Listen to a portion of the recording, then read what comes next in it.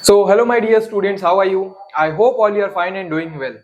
तो आज के इस पर्टिकुलर लेक्चर में हम हमारे बिजनेस ऑर्गेनाइजेशन को शुरू करने वाले हैं।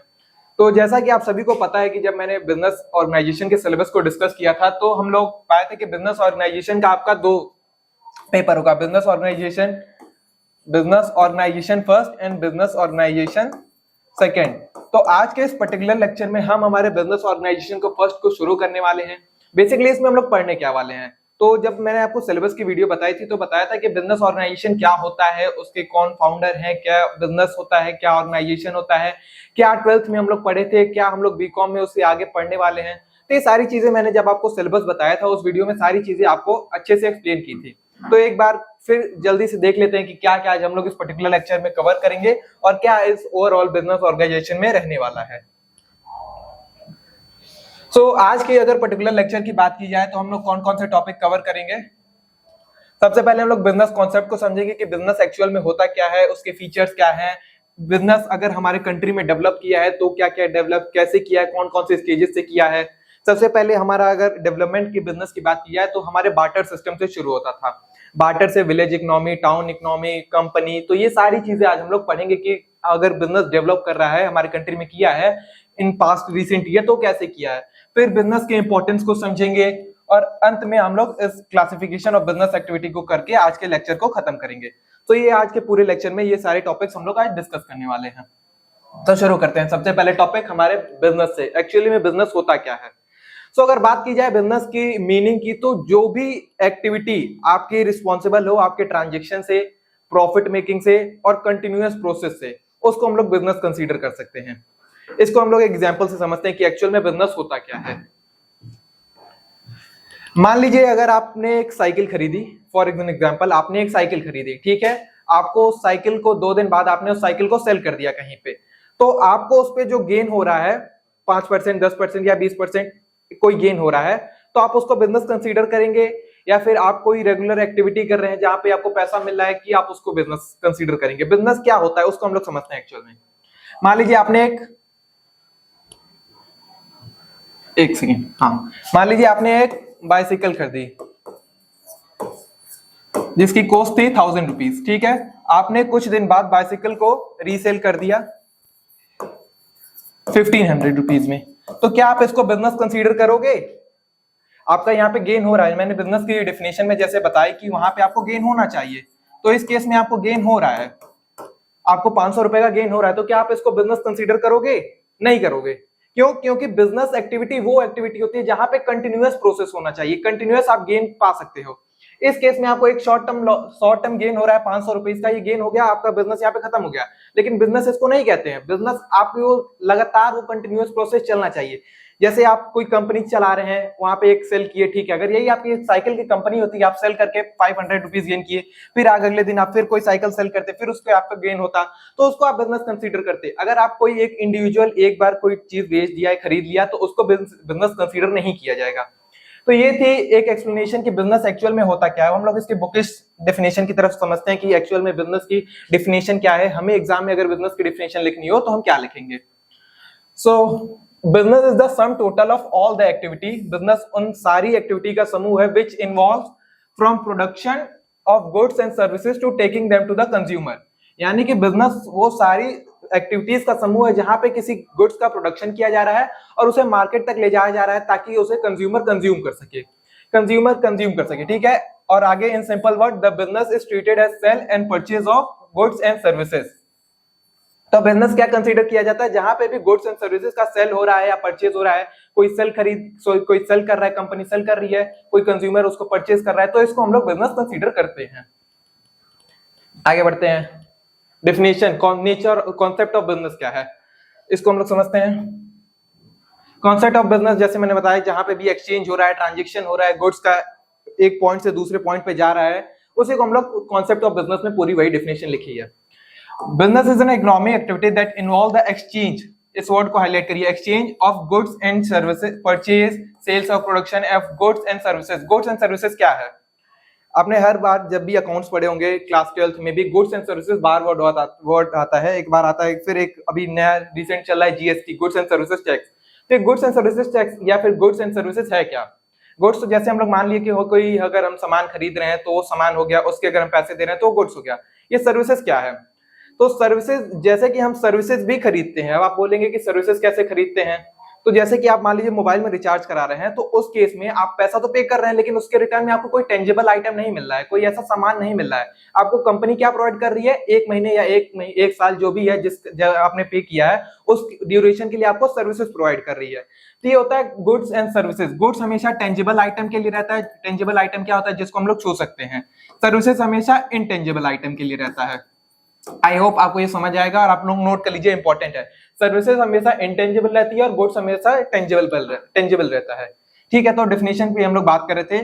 Business is activity which involve exchange of purchase, sale and production of goods and services within a motive of earn profit. Earn profit with the motive of earn profit. हम business किस motive से कर रहे हैं? कि हमें profit generate हो। कोई भी बिजनेस अगर चल रहा है तो उसका बेसिक सा मोटिव है कि उसको प्रॉफिट अर्न करना है। कोई भी यहाँ पे नॉन प्रॉफिटेबल ऑर्गेनाइजेशन नहीं चला रहा है। अगर बिजनेस कर रहा है तो उसका कहीं ना कहीं एक मोटिव होगा कि हमें प्रॉफिट जनरेट करना है। And satisfy customer need. तो कस्टमर नीड को सेटिस्फाई करके आप प्रॉफिट जनरेट करेंगे। कोई भी बिजनेस तब तक अपने प्रॉफिट को नहीं जनरेट कर पाता जब तक कि वो कस्टमर की नीड्स को सेटिस्फाई ना कर दे। कस्टमर उनके यहाँ पे पैसा क्यों लगाएगा? उनके यहाँ पैसा क्यों खरीदेगा? अगर कस्टमर है, उनके कंपनी में इन्वेस्ट कर रहा है, उनके कंपनी का प्रोडक्ट खरीद रहा है, तो कहीं ना कहीं वो उससे सेटिस्फेक्शन प्राप्त कर रहा है। और अगर सेटिस्फेक्शन प्राप्त कर रहा है तो इट मीन वो कंपनी प्रॉफिट जनरेट करेगी। बिजनेस कैन बी प्रॉफिट और नॉन प्रॉफिट ऑर्गेनाइजेशन। जो बिजनेस है वो प्रॉफिट ऑर्गेनाइजेशन और नॉन प्रॉफिट ऑर्गेनाइजेशन दोनों हो सकता है। प्रॉफिट ऑर्गेनाइजेशन और नॉन प्रॉफिट ऑर्गेनाइजेशन क्या होता है? इसको आपने क्लास 12 के एनपीओ चैप्टर में पढ़ा होगा कि नॉन प्रॉफिट ऑर्गेनाइजेशन क्या होता है। बेसिकली अगर आपको इन शॉर्ट बताऊं तो प्रॉफिट ऑर्गेनाइजेशन होता है जो प्रॉफिट मोटिव से काम कर रहा है। कई सारे जो भी कंपनियां हैं जैसे जियो है, रिलायंस है, कई सारी ऐसी कंपनियां चलती हैं जो इसका मेन मोटिव है कि वो प्रॉफिट जनरेट करे। लेकिन कई ऐसी कंपनियां हैं जो कस्टमर सेटिस्फेक्शन को के लिए भी वो अपनी बिजनेस चलाती हैं। उनका वो क्या कहते हैं? Non profit organisation. जैसे रतन टाटा की जो टाटा कंपनी, वो कई सारी ऐसी नॉन प्रॉफिट ऑर्गेनाइजेशन चलाती है जिससे बेसिकली क्या हो, बट जो कंज्यूमर है उनके नीड्स जो है वो सेटिस्फाई हो जाए और उनको उनका मेन मोटिव जो रहता है वो पैसा अर्न करना नहीं रहता है।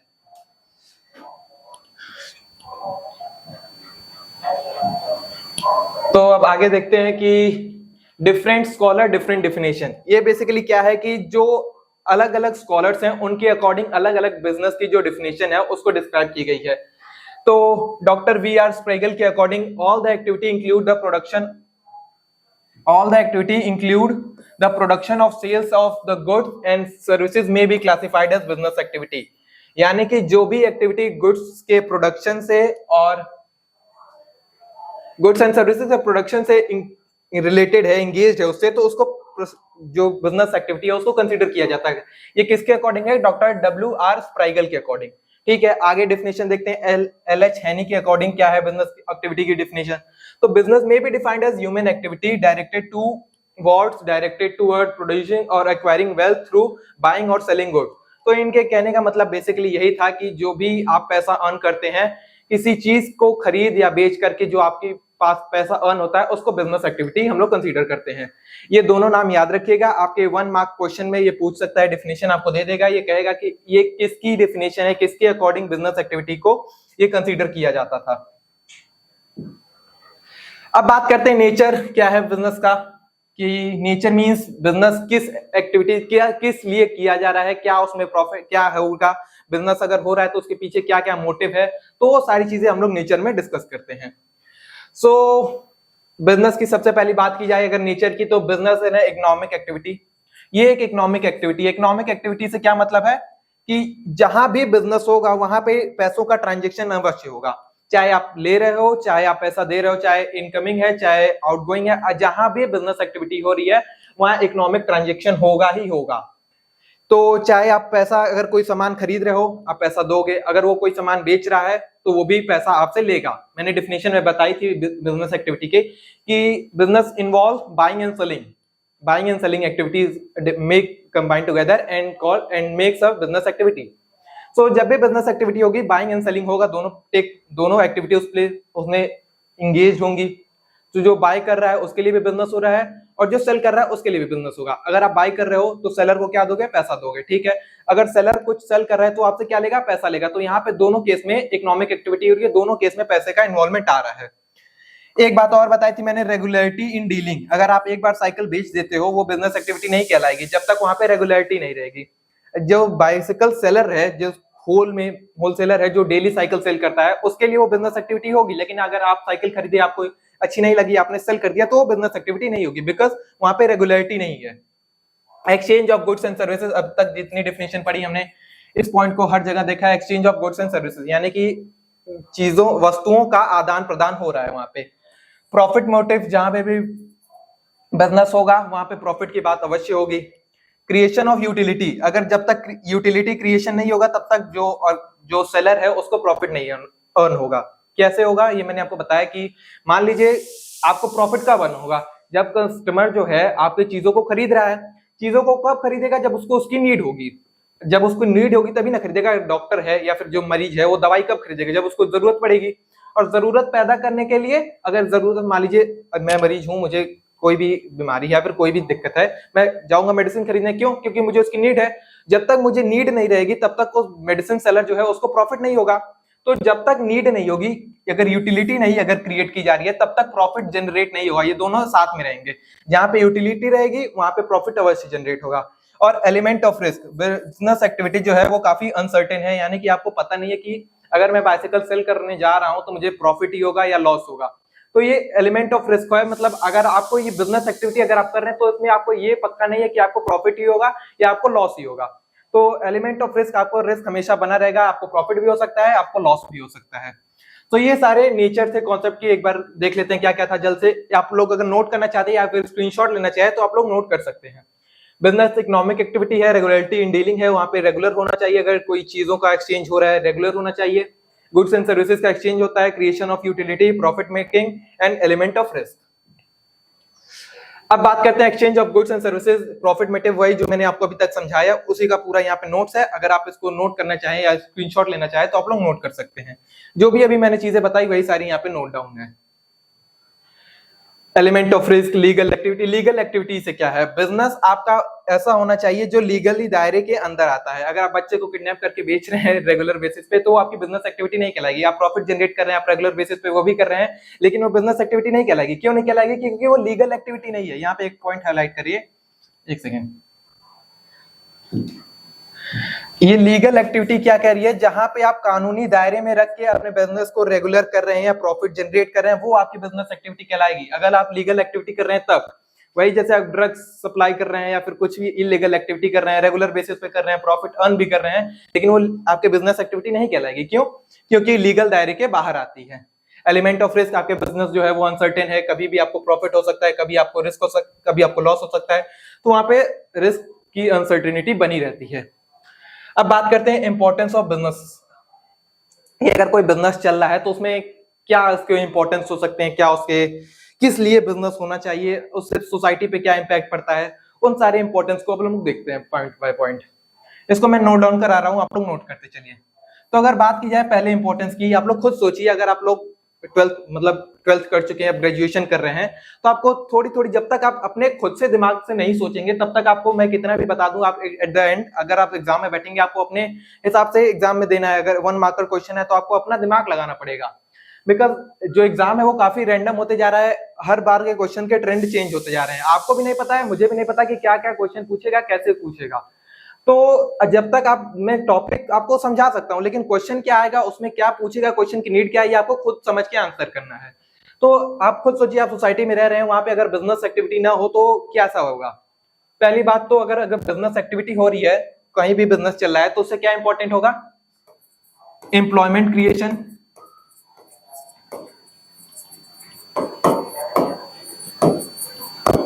अगर कहीं भी एक्टिविटी, बिजनेस एक्टिविटी चल रही है तो सबसे पहला उसका जो प्रॉफिट होगा, सॉरी इंपॉर्टेंस है, वो एम्प्लॉयमेंट क्रिएशन को लेकर के है। अगर कहीं भी बिजनेस एक्टिविटी या कोई भी बिजनेस एक्टिविटी चल रही है तो वहां पे एम्प्लॉयमेंट जरूर क्रिएट होगा। इकोनॉमिक ग्रोथ, इकोनॉमिक ग्रोथ, अगर कहीं भी इकोनॉमिक ग्रोथ हो रही है तो जहां भी देखिए, अगर इकोनॉमिक ग्रोथ होगी तो लोगों के जो रहने का लाइफस्टाइल है वो ग्रोथ होगा, बिकॉज अगर आपके पास पैसा आ रहा है तो आप और बढ़िया जगह इन्वेस्ट करेंगे, और बढ़िया आप खर्च करेंगे, और आप बढ़िया खर्च करेंगे तो आपकी जो लिविंग स्टाइल है वो बढ़िया होगी। देखिए इकोनॉमिक ग्रोथ से ही सारी चीजें रिलेटेड है। अगर आपके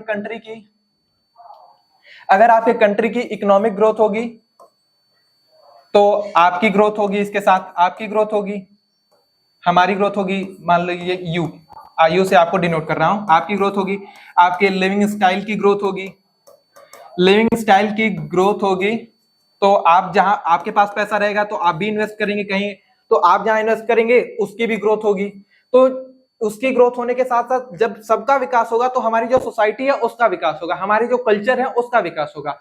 उन सबका विकास किससे रिलेटेड है? हमारे इकोनॉमिक ग्रोथ से। तभी आप लोग हर जगह देखते हैं इकोनॉमिक बूस्टर के लिए, इकोनॉमिक ग्रोथ के लिए इतनी बातें हो रही हैं। अगर जीडीपी बढ़ेगा तो आप लोग नॉर्मल सोचिए ना, जीडीपी बढ़ेगा उससे हमारे इम्पैक्ट क्या पड़ेगा, हम पे क्या इम्पैक्ट पड़ेगा, हमको नहीं कोई मतलब है। लेकिन जीडीपी ग्रोथ से ही सारी चीजें रिलेटेड हैं। आप नहीं समझ रहे कि अगर जीडीपी ग्रोथ कर रहा है तो उससे आपका क्या फायदा? अभी तक आप सोचेंगे हाँ जीडीपी बढ़ गया कोई बात नहीं, 6% से 7% हो गया, 8% हो गया, 9% हो गया, कि मुझे क्या करना है। लेकिन सारी चीजें ही इकोनॉमिक से रिलेटेड है। इकोनॉमिक से रिलेटेड जीडीपी ग्रोथ बढ़ेगा। जीडीपी ग्रोथ कैसे बढ़ता है? और जब हमारे जीडीपी कैसे बढ़ता है? जीडीपी क्या होता है? एक फिस्कल ईयर में आपके कंट्री में जितने भी गुड्स एंड सर्विसेज प्रोड्यूस हुई हैं उसकी जो मार्केट वैल्यू है उसी से जीडीपी बढ़ता है। अगर आप ज्यादा अपने कंट्री के अपने डोमेस्टिक टेरिटरी में ज्यादा चीजों को प्रोड्यूस करेंगे, गुड्स एंड सर्विसेज को एक फिस्कल ईयर में, उससे आपकी जीडीपी इंपैक्ट पड़ेगी और आपकी जीडीपी ग्रोथ करेगी। अगर आप ज्यादा चीजें प्रोड्यूस कर रहे हैं तो ज्यादा कंज्यूमर होंगे, तभी आप चीजों को प्रोड्यूस कर रहे हैं। चीजें कब प्रोड्यूस की जाती हैं? जब उसकी डिमांड हो। चीजें कब प्रोड्यूस होती हैं? जब उसकी डिमांड हो। बिकॉज देखिए अगर मेरी डिमांड और विलिंगनेस, एक दो वर्ड आता है, इसको आपको समझाते हैं। एक होता है डिमांड और एक होता है विलिंगनेस। आपने क्लास 12th में इसके बारे में पढ़ रखा होगा। एक बार आपको एक बताता हूं विलिंगनेस और डिमांड में क्या होता है। Class 11th micro economics chapter number 3 demand और विलिंगनेस का आपने टॉपिक पढ़ा होगा। क्या है इसको समझते हैं। मान लीजिए आपकी इनकम 100 रुपए है, आपकी इनकम 100 रुपए है और आप सोच रहे हैं सपना कि मैं 200 रुपए का रिचार्ज करा लूं, ठीक है। अब कंपनी आपको 200 रुपए का तो रिचार्ज देगी नहीं। या फिर बात करते हैं एक कार की, आपके पास 1 लाख रुपीस है, आप सोच रहे हैं मैं मर्सिडीज 800 ले लूं, मर्सिडीज ले लूं या फिर जो भी ले लूं, अल्टो ले लूं, कुछ भी ले लूं। तो ये आपकी क्या होगी? विलिंगनेस होगी। क्यों? क्योंकि इस केस में बस आपकी इच्छा ही है कि आप गाड़ी ले लें, ऑडी ले लें, मर्सिडीज ले लें, कुछ भी ले लें। लेकिन आपके पास जो परचेजिंग पावर है वो परचेजिंग पावर आपके पास नहीं है। तो क्या इस केस में जो मर्सिडीज वाली कंपनी है या फिर जो फॉर्च्यूनर बनाने वाली कंपनी अपना प्रोडक्शन बढ़ा देगी कि नहीं मार्केट में डिमांड है, मार्केट में लोग खरीदना चाह रहे हैं, चलो अब डिमांड इंक्रीज कर देते हैं? नहीं करेगी, बिकॉज जान रही है कि आपकी विलिंगनेस ही बस है, वो आपकी क्षमता नहीं है उतना खरीदने की। तो डिमांड और विलिंगनेस में क्या होता है? डिमांड क्या होती है? आपकी परचेजिंग पावर भी होनी चाहिए। डिमांड क्या होता है? आपका परचेजिंग पावर भी होना चाहिए और साथ ही साथ आपके पास उसकी विलिंगनेस भी होनी चाहिए। डिमांड में आपके पास परचेजिंग पावर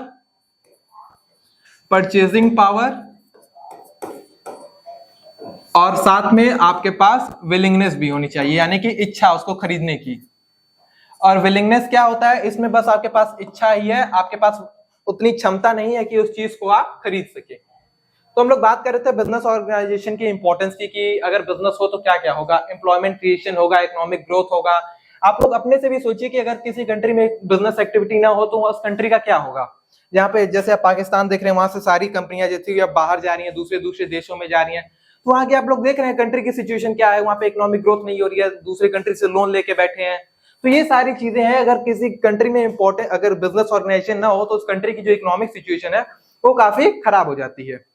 आगे इंपॉर्टेंस की बात कर रहे थे, तो इंपॉर्टेंस को एक बार फिर हम लोग देखते हैं क्या क्या है। तो सबसे पहले रेवेन्यू जनरेशन होगा। कोई भी अगर बिजनेस ऑर्गेनाइजेशन चल रही है तो वहां पे रेवेन्यू जनरेट होगा। इकोनॉमिक ग्रोथ की मैंने आपको बात बताई, तो इकोनॉमिक ग्रोथ होगा अगर कहीं बिजनेस एक्टिविटी चल रही है। इंप्रूव स्टैंडर्ड ऑफ लिविंग, अगर आपके पास पैसा है तो आपकी जो स्टैंडर्ड ऑफ लिविंग है आप उसको अच्छा करेंगे। अगर आप पहले मतलब मोटा चावल खाते थे, आपके पास अब पैसा आ गया तो आप और बासमती राइस खाएंगे, तो आपकी जो स्टैंडर्ड ऑफ लिविंग है वो काफी अच्छी हो जाएगी। आप जो पहले कपड़े पहनते थे अब आप ब्रांडेड मॉल में जाएंगे, वहां से कपड़े खरीद के पहनेंगे, तो आपकी जो स्टैंडर्ड ऑफ लिविंग है वो काफी बढ़ जाती है। बल्क प्रोडक्शन, अगर बल्क प्रोडक्शन होगा, जो किसी अगर बिजनेस ऑर्गेनाइजेशन चल रहा है किसी कंट्री में, तो वहां पे जो प्रोडक्शन है वो काफी इंक्रीज करेगा। और प्रोडक्शन इंक्रीज करने से क्या होगा, एट द लास्ट हमारी जो जीडीपी ग्रोथ है वो काफी ग्रोथ करेगी। इनोवेशन, नए नए आइडियाज वहां पे मार्केट जो इकोनॉमिक सिचुएशन है, जो इकोनॉमिक टेरिटरी है उसमें जनरेट होंगे। जनरेट एम्प्लॉयमेंट, मैंने एम्प्लॉयमेंट वाली आपको एग्जांपल दिया था। तो अगर कहीं भी इकोनॉमिक एक्टिविटी हो रही है तो उस केस में वहां पे जो एम्प्लॉयमेंट है वो काफी बढ़ेगी और मार्केट एक्सपेंशन होगा, यानी कि मार्केट में वृद्धि होगी। तो ये कुछ इंपॉर्टेंस थे आपके बिजनेस के कि अगर किसी कंट्री में बिजनेस चल रहा है तो क्या क्या उसके इंपॉर्टेंस हो सकते हैं। तो अब आगे बढ़ने से पहले हम लोग आपको सारथी के बारे में बता दें कि सारथी क्या है और ये किस तरह से आपकी मदद करने वाला है। बेसिकली सारथी उन सारे बच्चों के लिए चलाया जा रहा है जो इस बार बीकॉम फर्स्ट सेमेस्टर के नए विद्यार्थी आए हैं, उनके लिए चलाया जा रहा है।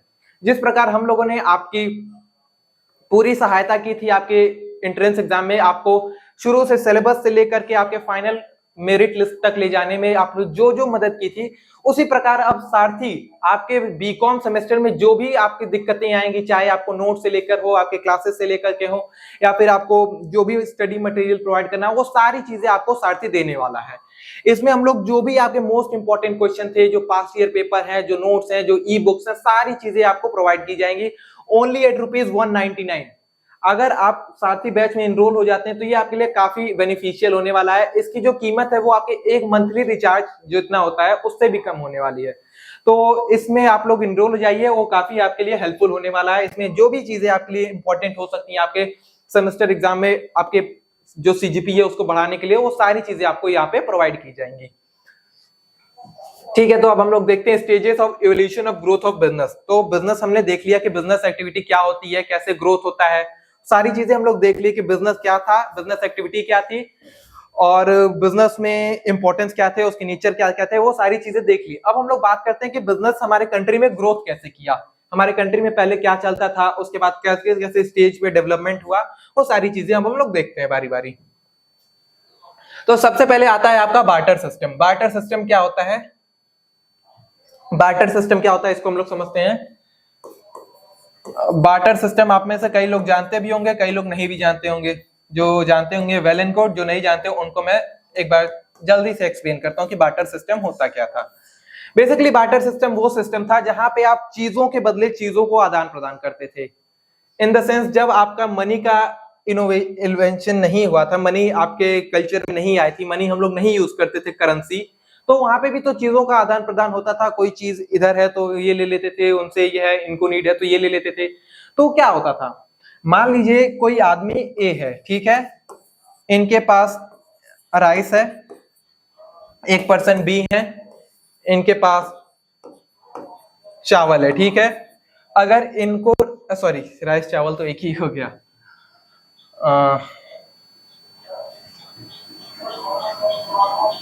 इनके पास वीट है, ठीक है। अगर मान लीजिए पर्सन ए को वीट की नीड पड़ी तो वो बी से ले लेंगे, किसके बदले, इन रिटर्न अगर वो इन्हें राइस प्रोवाइड कर रहे हैं तो, अगर ये इनको राइस प्रोवाइड कर रहे हैं अपनी, तो उसके बदले ये इनसे वीट ले सकते हैं। तो बेसिकली कहने का मतलब क्या था, बार्टर सिस्टम जहां पे चीजों के बदले चीजों का आदान प्रदान हो। अगर इन्हें वीट चाहिए, अगर इन्हें वीट चाहिए इनसे, तो इसके बदले ये इन्हें क्या दें, राइस दें। और अगर क्या हो, इन बी को इनके राइस की जरूरत ही ना हो तो क्या ये इनको वीट देंगे, नहीं देंगे। ऑब्वियस सी बात है कि अगर इनको राइस की नीड नहीं है तो ये क्यों देंगे, इनके पास पहले से ही पड़ा है तो क्यों देंगे। तो ये सिचुएशन जो थी इसको बार्टर सिस्टम कहते थे। बार्टर सिस्टम काफी खराब सिस्टम था जहां पे हम लोग चीजों का एक्सचेंज कर पाते थे, बिकॉज यहाँ पे डबल कोइंसिडेंस ऑफ वांट को पाना काफी मुश्किल था। डबल कोइंसिडेंस ऑफ वांट क्या था, जो चीजें आपके पास है वो मुझे चाहिए और जो मुझे है वो आपको चाहिए, इसी सिचुएशन को हम लोग डबल कोइंसिडेंस ऑफ वांट कहते थे। बार्टर सिस्टम के बाद हम लोग किस पे ग्रोथ किए, विलेज इकोनॉमी पे ग्रोथ किए।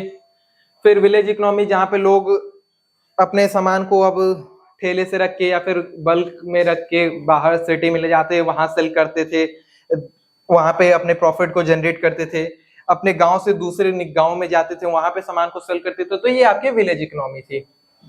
फिर उसके बाद आया इंट्रोडक्शन ऑफ मनी। जब मनी इंट्रोड्यूस हो गया तो उसके बाद जो ट्रांजेक्शन था वो काफी आसान हो गया। जो चीजें अब दूसरे को बेचनी है तो वो ये नहीं, डबल कॉन्फिडेंस ऑफ वॉट को नहीं सोचना था, अब डायरेक्ट वो इनके रिटर्न में पैसा, अपना सामान बेच के उनसे रिटर्न में पैसा ले सकता था। फिर वो पैसा जहां इन्वेस्ट करना है, उनको जो जो चीजें खरीदनी है वहां पे वो पैसा लगा सकते थे। उसके बाद आया आपका टाउन इकोनॉमी, इन सब को आप रीड कर सकते हैं। और अगर ये सारे आपको नोट्स चाहिए तो आप सारथी बैच को ज्वाइन कर लीजिए, वहां पे सारे नोट्स आपको वहां पे अवेलेबल करा दिए गए हैं। फिर आपका टाउन इकोनॉमी के बाद आया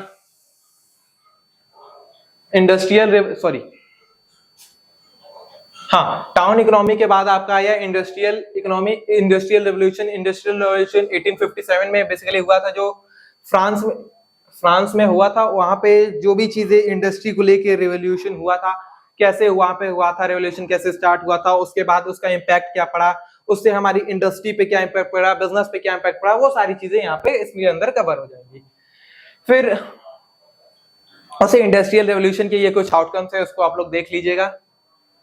और लास्ट में आपका बचता है revolution of transport and communication. Transport and communication के आ जाने के बाद जो हमारी बिजनेस एक्टिविटी थी वो काफी बेहतर हो गई। बिकॉज अब अगर हमें एक जगह से दूसरी जगह दिल्ली अगर सामान बेचने जाना है, तो पहले अगर मैं रिक्शा से ले जाता या नाव के थ्रू ले जाता तो वो काफी लेट हो जाता। बस अब इतने एरोप्लेन आ गई है, इतने फास्ट व्हीकल आ गए हैं, जो ट्रांसपोर्ट को एक जगह से दूसरी जगह गुड्स को ले जाने में वो काफी इजी हो गया है। तो इस वजह से जो बिजनेस एक्टिविटी है वो काफी एक्सपेंड की है और काफी रैपिडली ग्रोथ भी कर रही है। तो last advantage of modern business, ये कुछ एडवांटेज है आपके मॉडर्न बिजनेस से। Growth of public and private enterprises, public and private enterprises से भी ग्रोथ करने में जो हमारे बिजनेस एक्टिविटी है उसमें भी काफी ग्रोथ हुआ है। पब्लिक एंटरप्राइजेस अगर ग्रोथ की है, जैसे पब्लिक एंटरप्राइजेस क्या होता है, जो गवर्नमेंट द्वारा रन कराई जाती है, और प्राइवेट क्या होता है, जिसको कोई प्राइवेट ओनर है, जैसे टाटा हो गए, जियो कंपनी हो गई, रिलायंस हो गई, ये प्राइवेट ओनर है। जो LIC चल रही है वो आपकी पब्लिक कंपनी है। तो ये कुछ आपके ऑर्गेनाइजेशन है और स्टेजेस है कि हमारे डेवलपमेंट में, हमारे बिजनेस ऑर्गेनाइजेशन में कैसे डेवलपमेंट किया। So that's all for today. आपका जो भी था इतना बिजनेस ऑर्गेनाइजेशन के फर्स्ट यूनिट में जो टॉपिक्स मैंने पढ़ाया वो इतना ही था। और आगे के लेक्चर्स को अगर आप देखना चाहते हैं तो चैनल पे बने रहिए। अगर लाइक सब्सक्राइब कर दीजिए, चैनल को सब्सक्राइब नहीं किया तो वो भी कर दीजिए। So that's all for today, thank you so much.